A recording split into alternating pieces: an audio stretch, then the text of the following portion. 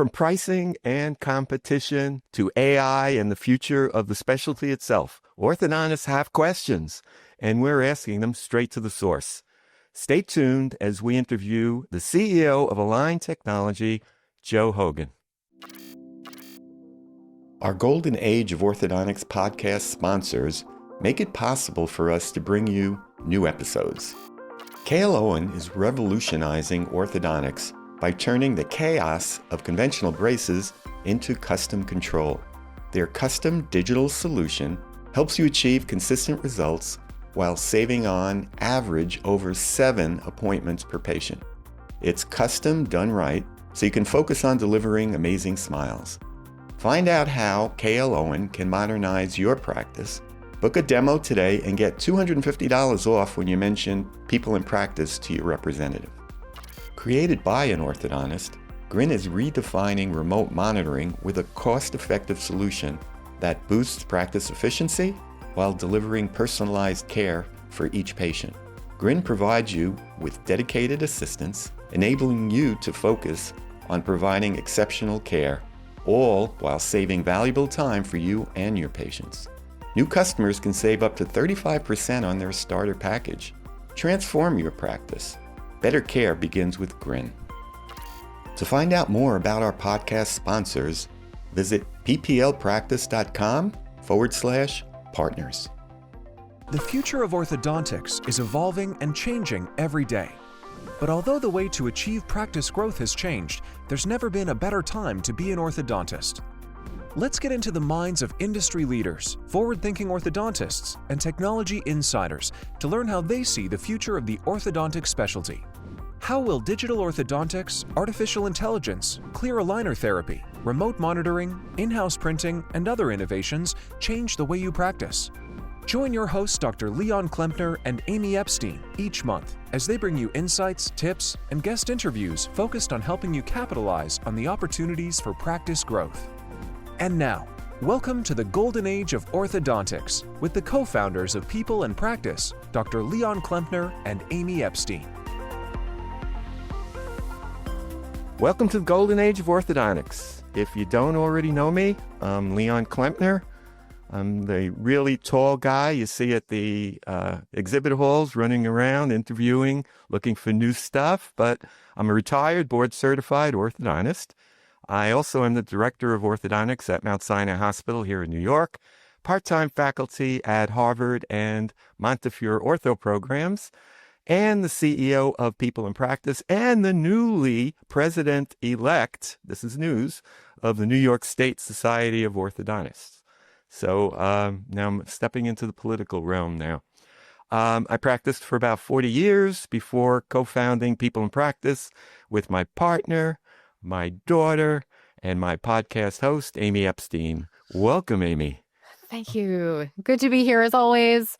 I'm Amy Epstein. I have an MBA in marketing and lots of years of marketing and public relations experience. My favorite part so far of my career has been, starting People in Practice with my dad almost 15 years ago at this point. So it's been a little while. We're already this podcast has been going on for a while. This is like our 75th or 76th episode. So we've been doing this for some time. And my favorite part about what I do is the podcast, but also through People in Practice, is being able to bring more information and more resources and more insight to orthodontists about what sorts of technologies and what sorts of relationships and what sorts of understanding are impacting their business. And so that's why today I'm very excited that our guest is Joe Hogan, CEO and president of Align Technologies. And he's going to talk to us a little bit about all of the things I just mentioned and how all those technologies are going to impact the future of the profession. So a little background on Joe. As you probably know, he's the president and CEO of Align, and he's led the company since June 2015, which is about the time around the time we started People in Practice. He has 25 years of executive leadership across healthcare, industrial technology, global operations. And he's also a very nice person when you talk to him, and is very gracious to join us on the show multiple times. And so today we're going to talk about Align's role in serving orthodontic practices, what the next wave of innovations mean for your practice, listeners specifically. Welcome to the show, Joe. Oh, thanks, Amy. Thanks, Leon. Great to see you both again.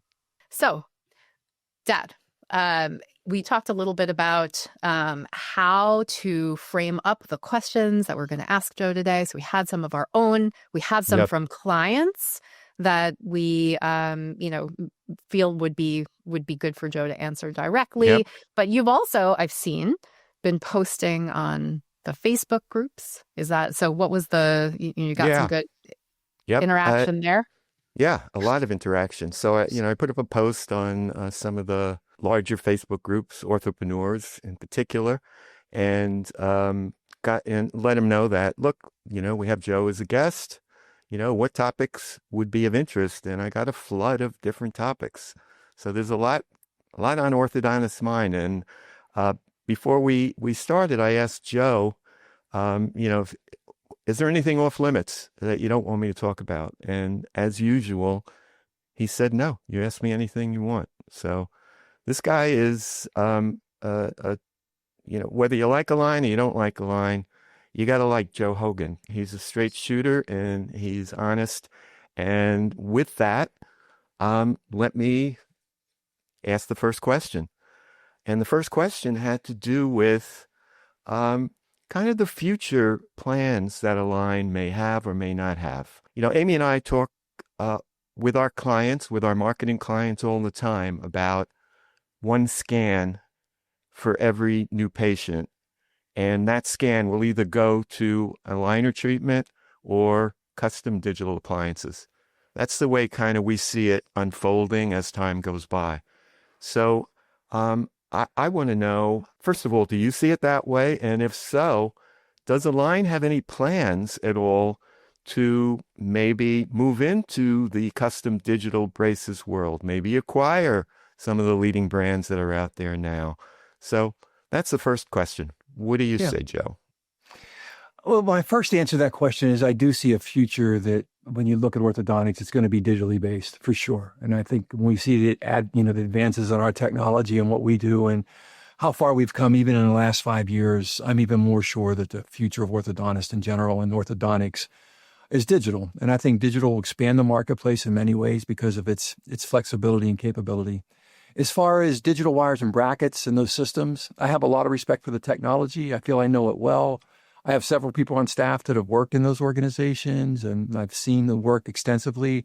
We're focused on clear aligner therapy. We really believe the clear aligners, and particularly the advent of 3D printed aligners, are really going to make a big difference in the world in the sense of how fast you can treat, the specificity, the flexibility you'll have to treat too. So I see a digital future, the digital future for Align. As I'm CEO, I see it around clear aligners and not a hybrid of some type. And just to follow up on that, as marketers, we follow the trends that are going on in the marketplace, as I'm sure you probably have a whole team of people that are doing this. And what we're seeing is for the first time a shift away from aligners with the younger patients in particular, and a resurgence of brackets and braces. So have you noticed that, and how do you plan on addressing that trend? First of all, Leon, I'd say that that is more of a U.S. situation than we've seen globally. Remember, about 60% of our business now is overseas, and we haven't seen that trend duplicated some other place. There are certain demographics in the U.S. from a cultural standpoint that move in that direction, and we've been very aware of that over the years. And I feel it's a trend. I understand. Look, I'm a big personal preference person. I think a patient should ask what and have the kind of therapy and be able to apply that kind of therapy in the way that they want it done. So if someone wants to do wires and brackets or a hybrid in some way, I think that's fine. Overall, I think it's not a trend. It's not directional.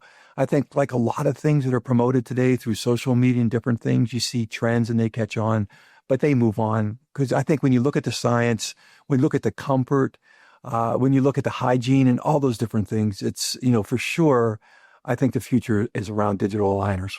Okay, thank you. Let's shift a little bit into it's the same realm, answering questions that we're hearing from orthodontists talking about behind the scenes. They're paying close attention to Align's legal actions against Strowman and Angel Align.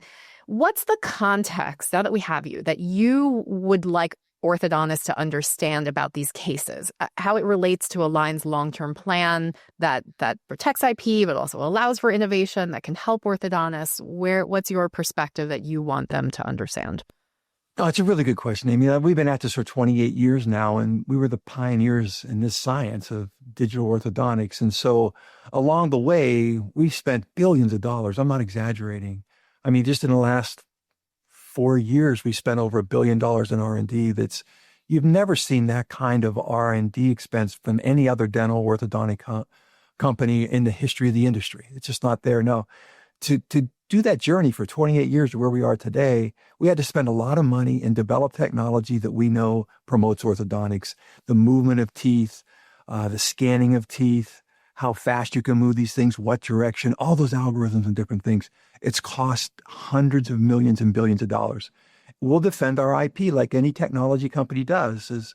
I think when you think of Align, and I've been in the industry long enough too, like you mentioned, since, June of 2015, is when you look around the world, most of the people in the dental community and orthodontic community, they're product companies. They produce certain products. Those products can be good or whatever. We're kind of a unicorn. We're a technology company.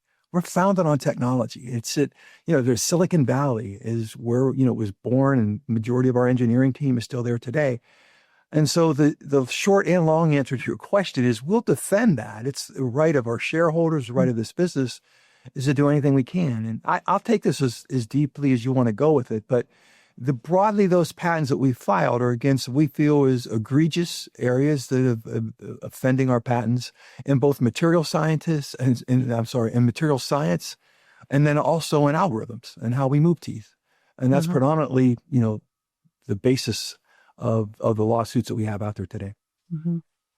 I hope that makes sense because that's if you're in tech, IP, and that is such a precious asset and commodity, and you earn that with money and sweat and people's ambitions and what they wanted to do, and it's emotional and it's important to us. Yeah, that makes sense, and I think that the perspective is, is it going to limit my options, and is it what happens if there's supply issues for me? I mean, these are questions that are on the ground, questions that are concerns, and it's hard to put yourself in both the shoes of the customer and also the supplier at the same time and understand. Yeah, but I feel I do because I've been, I'm a customer. Oh, no, too, not you. I'm saying that as an orthodontist, it's hard to see the perspective of Align as well as seeing the, on the ground potential challenges that could come out of it. But I think with orthodontists too, there's such talented individuals and how they've been, educated on moving teeth and how I think they appreciate technology. They appreciate specificity and earning that kind of credibility and capability too. And so I know it's on a different level, but it's still the same thing. There's just a certain amount of, and this is the way our society works, is that you have to earn where you go. And in these cases, we think that's our technology, and we brought that to the marketplace. So. But here's something that they don't appreciate. They don't appreciate paying high fees and costs. And orthos are getting squeezed. I get to look at some of the P&Ls, and, the line items for lab costs are high. It's a digital world, as you stated before. So orthos need to, adapt to some new technology. That costs money. Invisalign is priced higher than its competitors. And my understanding, and correct me if I'm wrong, but that internationally, the prices may be lower than what U.S. orthodontists are paying. Is it true? And if it is true, why? Yeah, I would say that it's true and it's not, Leon, and not like I'm a politician or something, okay? If you take a country like India, we've had substantial growth in, or Turkey recently too, or different parts of the world. They use primarily a modern product with maybe one additional aligner. So in nature, you'll see that price and you'll say, oh my goodness, it's so much cheaper in India than it is in New York City. The fact is you could get that same product at the same price at a certain volume in the United States too. It's just the US, we have broadly a comprehensive business around the orthodontic community overall. And that happens to be our highest priced product, as it should be, because there's, more aligners and more technology associated with it. I'd also say too that we've changed our positioning on comprehensive. It used to be that we only offered comprehensive in a 5-year, 5 additional aligners in that time frame. We lowered that to 3 years, 3 additional aligners, and you'll see us more and more start to move toward you pick the amount of additional aligners you want to buy, or you don't want to purchase additional aligners. We'll give you a price for comprehensive that can be very competitive if you're confident that, and we'll allow you to, buy AA's additional aligners at a certain period of time. So we're going to be as flexible as we possibly can to reach out to the orthodontic community to give them choice in that situation. Mm-hmm. And there are, there's choice in the situation. Then we mentioned competitors earlier. There are more competitors, regional competitors. What is it that you would, because we're marketers, so we're always asking, okay, well, if we're positioning this for orthodontists to the community, obviously there's an enormous brand recognition around Invisalign, but if we're going to translate Invisalign's higher cost or, more investment in that, how does that translate into a more beneficial technology or service and technology to patients? Well, I think, it's a good question. It's a pretty broad question. Okay. Yeah.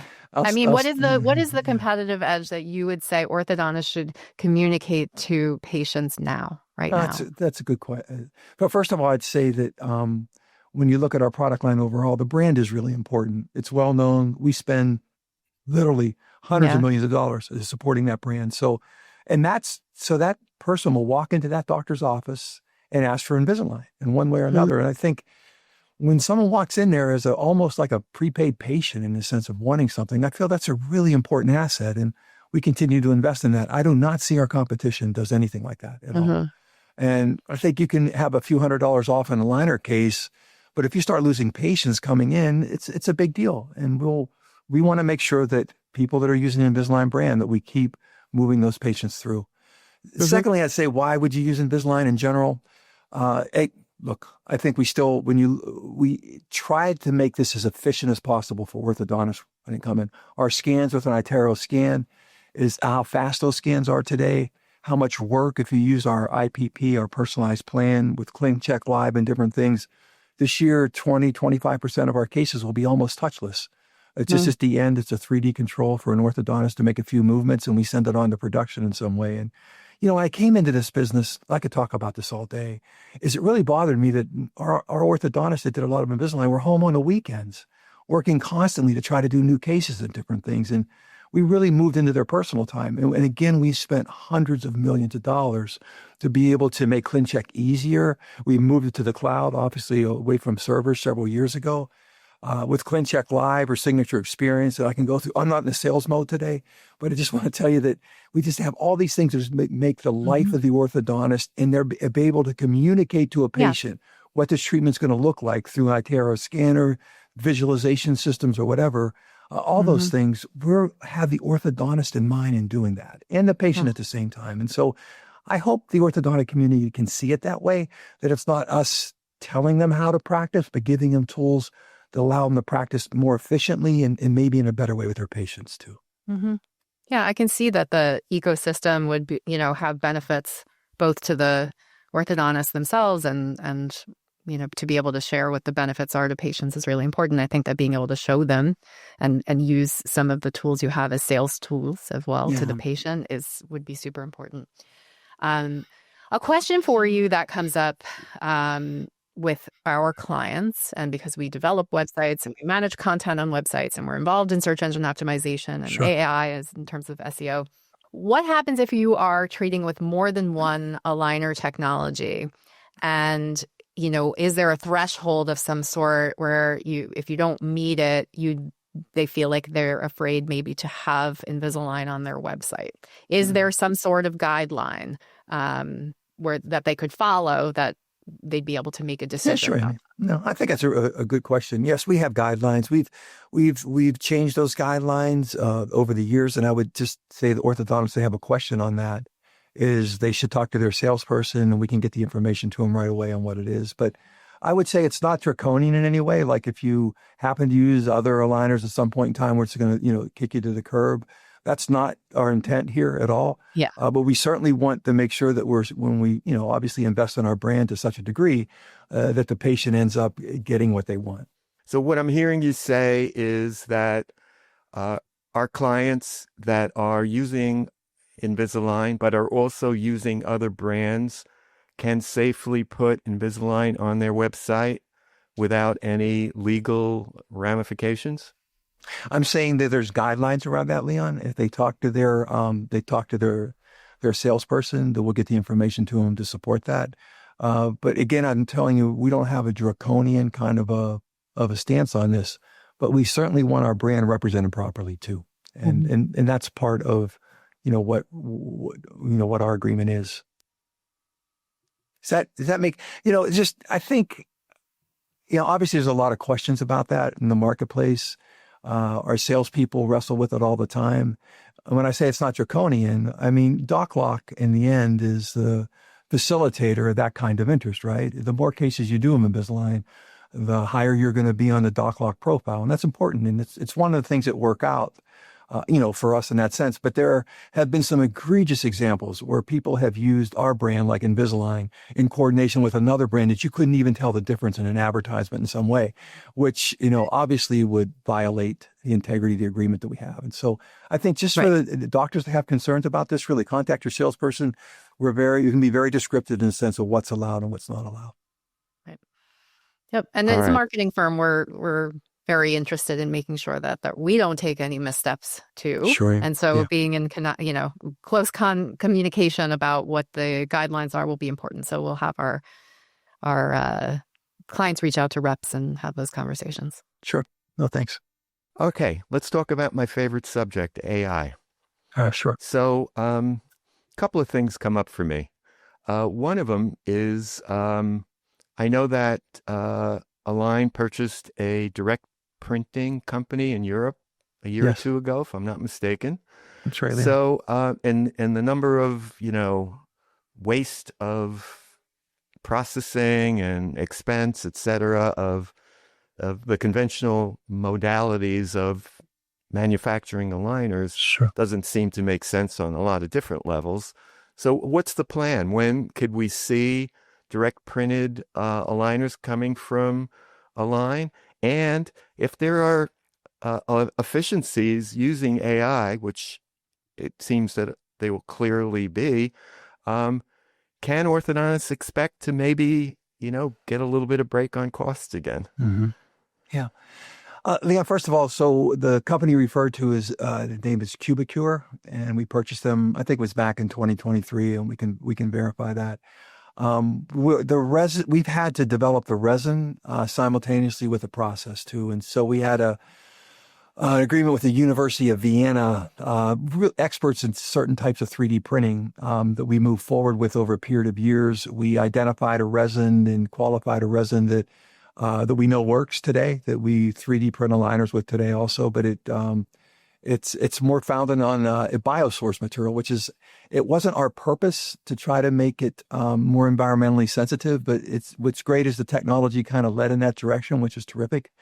But secondly is the viscosity of this product, which is pretty high, led to a different type of 3D printing process. And that's where CubiCure came in, because they were founded through the University of Vienna originally to be able to print high viscosity resins. And so as it stands today, we have a formulation, and we're not at scale, but we know how to print those on the CubiCure machines. And now we have to do something that really no other company in the world's ever done, like we've done before, is learn how to print, 1 million of these a day is, basically what we do.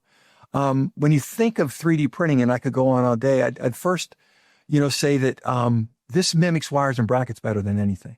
And it goes back to your questions about, the hybrid, kind of opportunities that are out there today. Is from a wall thickness standpoint, it's bothered me since the time I've been here that we haven't been able to vary wall thickness because in a vacuum form process. So look, let me back up. So the the audience understands this directly. So we're the biggest 3D printing company in the world. It's ever existed. But we don't 3D print anything. We 3D print molds, meaning we don't 3D print anything that would be an end-use product. We 3D print molds, and just like you did in your offices as an orthodontist or whatever, you vacuum form over top of that mold, and then we laser cut it or CNC cut it, depending on the material, to make what we make.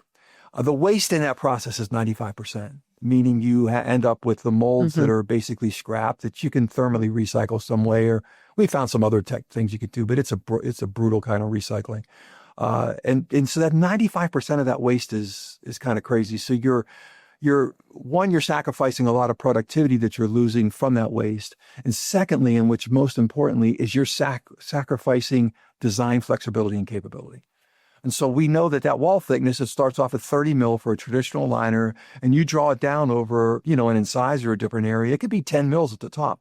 It's hard to move teeth with 10 mils of plastic. But if you can put 40 mils on molars or different things, you can change the whole scope of how fast you can move teeth and the accuracy you can move those teeth. And I'll bring AI into that equation too, and how we'll use that overall.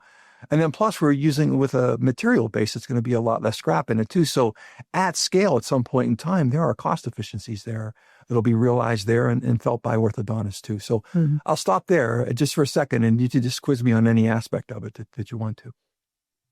Well, did I hear you say that there'd be some cost benefit to the end user? You had him at cost benefit. No, there has to, at some point in time, this will be a more efficient product in the sense of how we manufacture it. But this is going to be much more efficient for orthodontists too. And in fact, in the way the material behaves, and I don't want to go into too much detail, I'll bother you all day, is, hopefully the extent of the aligners and how fast you can move teeth in different situations should improve also. And we're currently in the process of proving that also. So there should be multiple levels of efficiency you can go through for both patients and doctors as this technology starts to solidify and moves into the marketplace. The other question you had is what will we see first?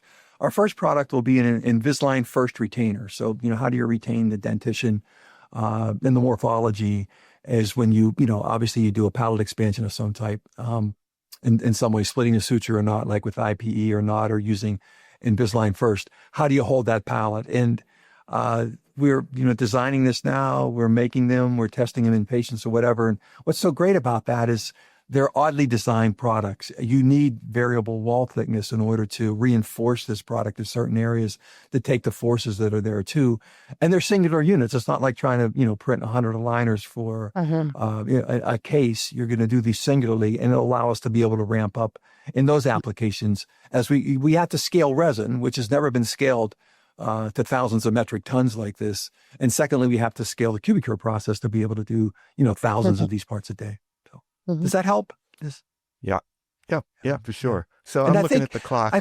Leon, this last thing I'd say, you being an orthodontist, you're also a physicist. It's just by nature, that's what it is. And hopefully that translates well, that if you can remember, we can also add attachments. We can do cut lines. When you think about occlusal blocks, like mandibular advancement with occlusal blocks, we can vary the size of those occlusal blocks throughout the case. It's just the design flexibility is so exciting for everybody involved in the project overall. And we hope to be able to translate that excitement to the marketplace here soon too. Good. I get it. Oh. So I'm looking at the clock, and I wish we had you for a much longer period of time, and we'll certainly always be inviting you back. But I just want to get this last question into you. And it relates to something you said earlier about making it easier for orthodontists so they have to spend less time and facilitating, the treatment planning process. And I have to tell you, for the first time, I've been around for a while, as you know. You look at my hair, you can tell that. But me too. For the first time in my career, I have ortho residents asking me if they made a mistake going into our specialty. They're concerned that AI may replace much of what they do. This concern is understandable, especially given companies like Align, who've amassed a gold mine of AI data over the past 20-something years. So I'm going to give you the forum here to speak to our residents our listeners, and I want to hear what you have to say about this particular topic. Yeah, believe, and you and Amy know me well. This comes from the bottom of my heart. The profession will be enhanced with AI. I think if you've educated yourself, you're an orthodontist in some way. It's a great profession. It'll continue to be a great profession. I feel this technology grows your marketplace. I think if you go back to the complete analog data set and you look at wires and brackets, by nature, that process is constraining. You just don't have a number of people that want to go through that process with wires and brackets. If you look at Invisalign and you say, what did Invisalign really bring to the market? It brought an adult population to the marketplace broadly that never existed there before. Some adults would do it, but they really wouldn't have it. And many orthodontists today, like our top line orthodontists, they're 50% adults and 50% teens. That just didn't exist back in the wires and brackets days. And I see this technology in so many dimensions enhancing the marketplace. I don't see it as a direct-to-consumer market. That market blew itself apart through Smile Direct Club, obviously, and other companies all around the world to try that. It's not. You need a doctor in this process. Moving teeth through bone is critical. We really respect that. You need a doctor on the other end, and orthodontists are critical in that process. So technology will get better. I think it'll scale more. You'll be able to do more patients, and you'll have more freedom to use your time the way you want to. You spend more time with your patients or however you want to use it, and the way that we'll set this up will really add productivity to the profession. I hope that makes sense. Yeah. Well, you're speaking to true believers. I mean, Also, the name of the podcast is The Golden Age of Orthodontics. Yeah, exactly. Okay. But, I think there's such an exciting time to be in orthodontics. So please tell them that they went into the right profession, and it's going to be great. So. Well, that's how we feel. That's why the podcast has its title. And that's why when we talk to technology providers and systems providers, we do believe that this will enhance both the patient experience and also the doctor's experience in delivering the care. So thank you for providing us with an excellent end to this episode of the Golden Age of Orthodontics podcast. Right on brand. Right on brand. We appreciate you being here. As always, happy Thanksgiving to you and your family if we don't talk to you beforehand. And we hope to have you back on the show again next year. Thanks. Thanks for having me. And Leon, every time I see you, I still remember it was my first year, when I met you in New York City and we were together and you were planning this too. And it's great to see that it's gone so well for you too. And Amy, it's really a pleasure to see you again too. So likewise. Yeah.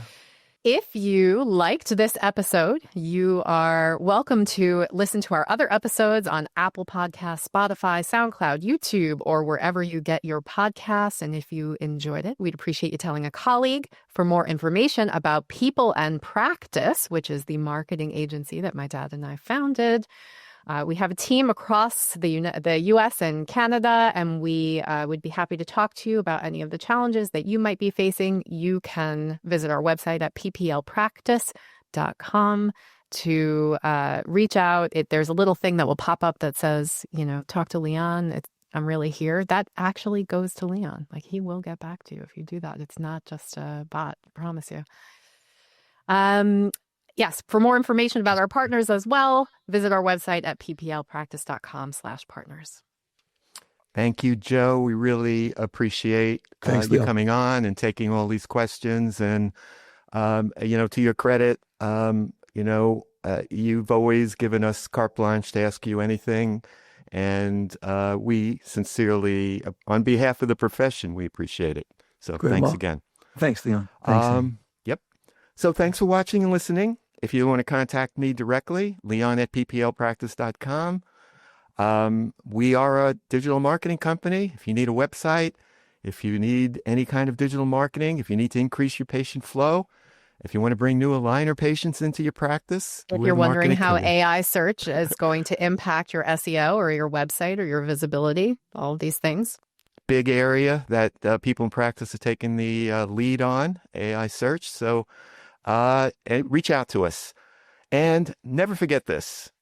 For forward-thinking orthodontists, there has never, I mean never, ever been a better time to be an orthodontist. So, see you next time. Bye-bye. Thank you for tuning in to the Golden Age of Orthodontics.